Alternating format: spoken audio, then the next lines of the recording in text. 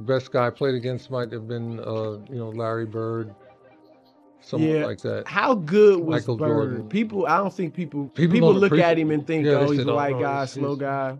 chubby white guy." He wore us out, man. Because he just this muscle here, the one between his ears. Yeah. That was his best, because he made the 3-pointers and he had assists and rebounded, steals. He was always at the right place at the right time on the court. One of the great players I had the opportunity to play against. Larry Bird did something to NBA legends that LeBron James has never done. He made them scared, not nervous, not worried, actually terrified to step on the court against him. Magic Johnson admitted Bird was the only player who made his hands shake before games. Michael Jordan said Bird was the only opponent who truly got in his head. Gary Payton called him the most dangerous trash talker alive. And now Kareem Abdul-Jabbar just confirmed what everyone suspected but nobody wanted to say out loud. Bird reached a level of greatness that LeBron, despite all his success, all his records, all his rings, still hasn't fully matched. Coming from the man who played against both eras, who battled Bird directly and watched LeBron's entire career unfold, that statement just changed everything. And once you hear why Kareem believes this, you'll understand why the greatest players in history still talk about Bird like he was something supernatural. Here's what makes this so interesting, where Kareem isn't some old head stuck in the past, crying about how his era was tougher. He actually respects LeBron's game immensely. He's praised his professionalism, his leadership, his incredible 21-season run. But when Kareem breaks down what separates Bird from LeBron, he's pointing to something that goes beyond stats and championship rings. He's talking about the soul of competition itself and how the game has fundamentally changed in ways most people don't realize. Bird didn't just dominate his era, he terrified it. And according to Kareem, there's a massive difference between being the best player on the court and being the player everyone fears most. One makes you great, the other makes you unforgettable. Think about Kareem's perspective for a second. This man went toe-to-toe with Wilt Chamberlain in the 1970s, one of the most physically dominant athletes ever. He battled Larry Bird and Magic Johnson throughout the 1980s in what many call basketball's greatest era. Then he transitioned into coaching and analysis, watching LeBron's entire career unfold from 2003 until now.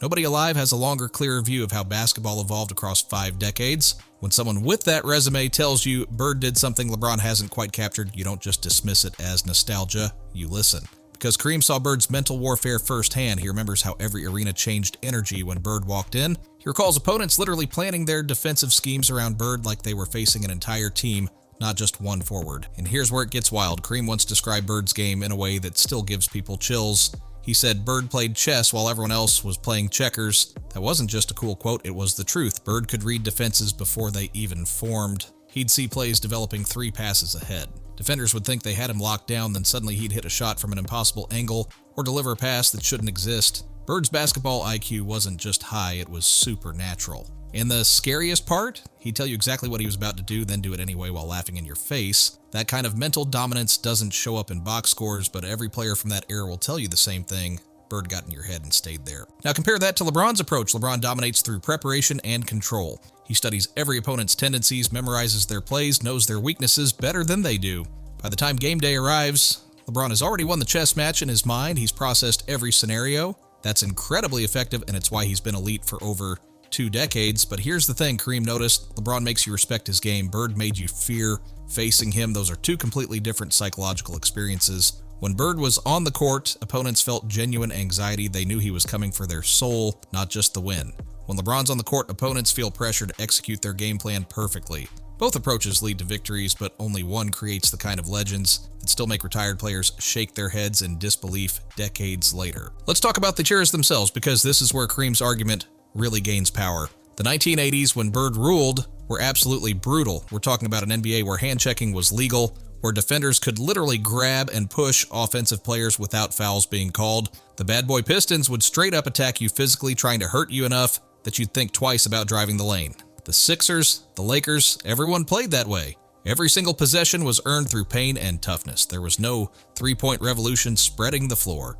Teams played packed-in defenses, and you had to fight through bodies just to get a decent look. Bird thrived in that chaos. He'd get knocked down by Detroit, take elbows from Philly, and show up the next night like nothing happened, dropping 30 points with that same smooth jumper. Kareem remembers those battles vividly because he lived through them. He saw how Bird's body absorbed punishment that would end careers today. Back problems, nerve damage, chronic pain. Bird dealt with all of it while still averaging nearly 38 minutes per game for an entire decade. No load management, no sitting out back-to-backs, just pure stubborn refusal to let his body quit before his mind did. And the numbers prove it wasn't just tough guy mythology. From 1984 to 1986, Bird averaged 26 points, 10 rebounds, and 6 assists per game, while shooting almost 50% from the field and 40% from three-point range, 3 straight MVP awards, 3 championships in 5 years, all while competing against rosters absolutely stacked with Hall of Famers, Magic and Kareem's Lakers, Dr. J's Sixers, Isaiah Thomas's Pistons. That's not just dominance, that's dominance in the hardest possible environment. Now let's flip to LeBron's world. When he entered the league in 2003, basketball had already started transforming.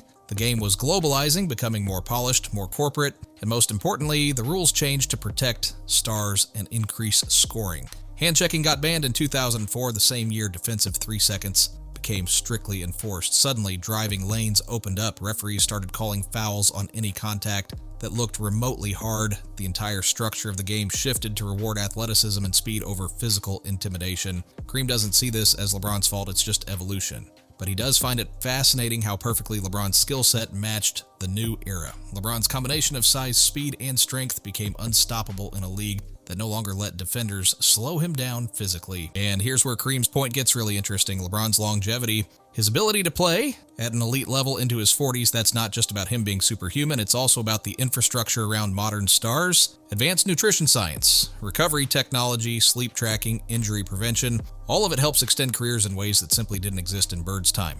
Teams now have massive medical staffs, chartered flights with lie-flat seats, off days strategically placed in the schedule. Bird played in an era where teams flew commercial, practiced the day after brutal games, and sports science meant icing your knees in a bucket. LeBron benefits from a system literally designed to keep stars healthy and productive. That discipline and commitment to his body deserves respect, but it's also a privilege Bird never had access to. So when people point to LeBron's 21 seasons as proof he's tougher than Bird's 13, Kareem pushes back. He asks, what would Bird's career look like if he had modern medicine?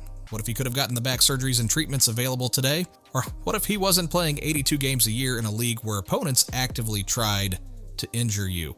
Bird's body gave out at 35 not because he was weak, but because the game demanded a level of physical sacrifice that would be considered insane by today's standards. LeBron's still playing at 40 because the league protects him in ways Bird could never imagine. Both career lengths are impressive, but the context matters. One was earned through surviving a war. The other was achieved through winning a marathon with proper support. Let's get into the actual numbers because even though Kareem says stats don't tell the whole story, they're still pretty revealing. Larry Bird played just 13 seasons total. In that time, he averaged 24.3 points, 10 rebounds, and 6.3 assists per game. His shooting splits were elite, almost 50% from the field, nearly 38% from three-point range, and close to 89% from the free throw line. That made him one of the first players ever to flirt with the 50-40-90 club, a benchmark of shooting excellence that remains rare even today. Kareem remembers how opponents absolutely dreaded facing Bird, not just because he'd score, but because he controlled everything. Every rebound turned into an outlet pass that started a fast break. Every possession had purpose and precision. Nothing was wasted. LeBron's resume obviously stretches across 2 full decades. Over 21 seasons, he's averaged roughly 27 points, 7 rebounds, and 7 assists while shooting 50% from the floor. He's a 4-time MVP, 4-time finals champion, and he holds the all-time scoring record that once belonged to Kareem himself. Those numbers are absolutely staggering, and Kareem respects them deeply. He often says that sustaining greatness that long requires discipline, most players can't even imagine. But when Kareem looks closer, he also notices how the modern style of play inflates counting stats in ways people don't always consider. Pace has risen dramatically over the years. Teams now average about 100 possessions per game, compared to around 95 in Bird's prime. More possessions mean more opportunities to score, assist, and rebound. It's not cheating or anything, it's just math. What really stands out to Kareem about Bird is efficiency under pressure.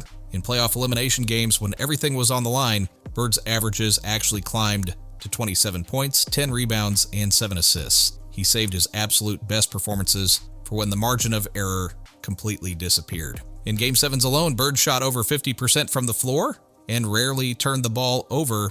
Kareem loves that detail because it shows how Bird's greatness was tied to control and timing, not just volume scoring. He didn't need the ball in his hands every possession. He just needed it when the game hung in the balance, and then he'd take over completely. LeBron's had legendary postseason runs too, absolutely. The 2012, 2016, and 2020 championships showcased his dominance. But there were also stretches where his efficiency dropped when defenses packed the paint and dared him to beat them with his jumper. Then there's the durability conversation, which gets tricky. Bird's career ended at 35 because of chronic back pain.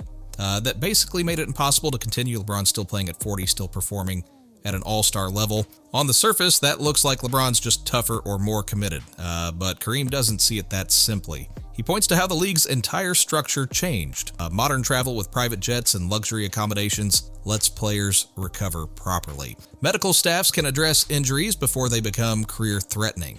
The schedule, while still demanding, has more built-in rest than Bird ever experienced. Bird's 13 years were played in an NBA that demanded way more contact and gave way less recovery time. LeBron's 21 years benefit from scientific advancement and player preservation becoming priorities. To Kareem, the question isn't who played longer, it's who did more with what they had, and by that standard, Bird's shorter window of absolute dominance still carries extraordinary weight. Here's where Kareem's perspective gets really deep. He's always believed greatness isn't measured by applause or headlines. It's measured by respect, specifically how other legends talk about you when the cameras are off and the game's over. And when you listen to how the all-time greats describe Larry Bird, the tone completely changes. They don't call him the flashiest or the most athletic. They call him the one player who could break you mentally before the game even started. Magic Johnson, Bird's biggest rival, once admitted that Bird was the only opponent who made him genuinely nervous, even in his absolute prime. Gary Payton called Bird the coldest trash talker who ever lived. And Michael Jordan, years after both their careers ended, admitted Bird was the only player who truly scared him. That's not mythology or nostalgia. That's respect earned through pure psychological dominance. LeBron has a different kind of reputation among his peers. They respect his preparation, his basketball IQ, his ability to carry teams, but it's not the same kind of fear Bird commanded. Kareem believes that's because of how both men built their competitive edge. Bird used psychological warfare as a weapon. He wanted to humiliate you and laugh while doing it. He'd call his shot, tell you where he was going, and then do it anyway while smiling. That kind of disrespect wasn't arrogance, it was calculated destruction of your confidence. LeBron thrives on precision and control instead. He studies every matchup, every tendency, until the game slows down to his rhythm. Both methods work brilliantly, but one creates awe while the other creates admiration. There's a subtle but important difference between those two reactions. Kareem noticed something else over the years. Bird's rivals wanted to beat him. They wanted to prove they could stand up to his mind games and come out on top. It was personal. LeBron's rivals, especially in the modern era, often wanted to join him instead. We've seen it happen repeatedly, stars trying to team up with LeBron rather than challenge him.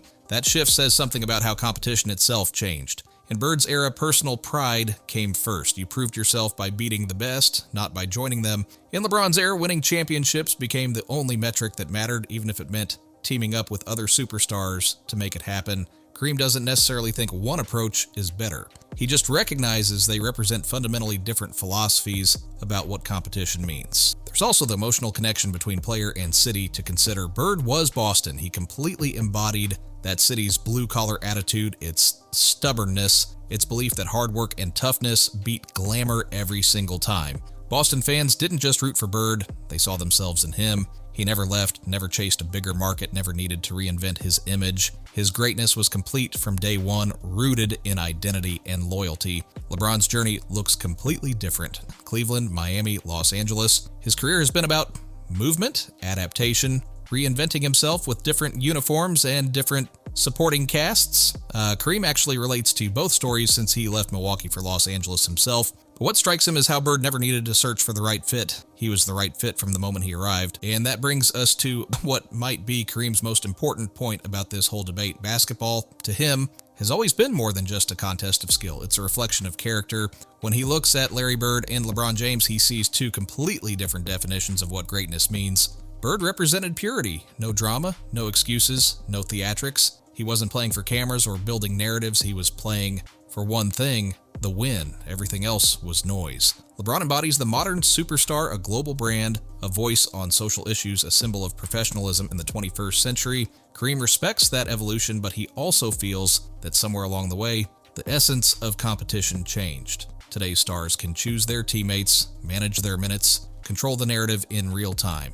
Bird never had that kind of power. His story was written in bruises and backboards, not press releases and podcasts. That's why Kareem's words about this debate carry such calm authority. He's not trying to tear down LeBron's legacy. He's trying to remind people that greatness comes in different layers, one shaped by struggle, one shaped by opportunity. Bird's greatness was literally carved out of discomfort. He played through injuries that would shut players down for entire seasons today. His back was a constant battle, nerve damage shooting down his legs, yet he still gave Boston 37 minutes a night until his body physically couldn't continue. LeBron's greatness is defined by maintenance, finding every possible way to keep his body sharp, and his performance steady across 2 decades. One conquered time through sheer will. The other refused to surrender to time through science and discipline. Kareem sees both as remarkable achievements, but the emotional weight of Bird's era, the sacrifice, the pain, the raw pride that still moves him most. In Kareem's mind, basketball's true legends share one quality above all others. They make the game bend to their will. Bird did that through anticipation and intelligence, seeing plays before they happened and exploiting every defensive mistake. LeBron does it through strength and adaptability, overpowering opponents physically or adjusting his game to whatever the situation demands. The real difference is in how they made people feel. When Bird stepped on the floor, opponents felt genuine fear. They knew something bad was about to happen to them, and they couldn't stop it. When LeBron steps on the floor, opponents feel pressure. They know they have to execute perfectly or he'll pick them apart. Bird's greatness felt personal, like he was coming specifically for you. LeBron's greatness feels systematic, like you're facing a perfectly tuned machine. Both dominate the game completely, but only one, in Kareem's view, captured the raw heart of competition as it used to be played. So when Kareem Abdul-Jabbar settles the Larry Bird versus LeBron James debate, he's not handing out some final judgment carved in stone. He's offering perspective that only someone who witnessed both eras firsthand can provide. He's saying that greatness isn't about who lasted longer, scored more points, or sold more jerseys. It's about whose presence fundamentally changed the culture of the sport itself. Larry Bird did that without any of the tools or comfort of the modern era. He did it through mental warfare, clutch performances, and a refusal to let anyone, whether opponents or his own broken body, dictate his legacy. And in doing so, he reminded the basketball world what the game used to stand for: pure competition, ice-cold execution, and respect earned through dominance that lived in your head long after the final buzzer. That, in Kareem's eyes, will always be the highest measure of greatness, regardless of what the record books say.